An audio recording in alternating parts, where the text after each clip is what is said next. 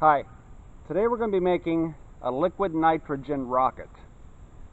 I've got a 20-ounce empty Mountain Dew container, and I'm going to fill it up to the top of the label with liquid nitrogen in this thermal insulated container.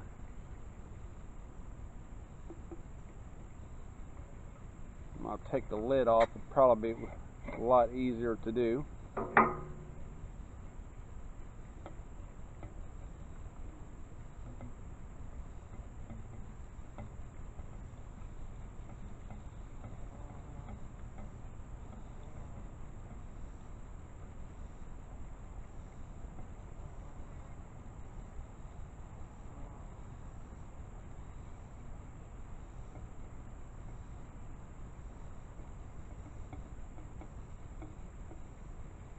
Okay, now I'm simply going to flip it upside down and see if the liquid nitrogen acts as a rocket fuel.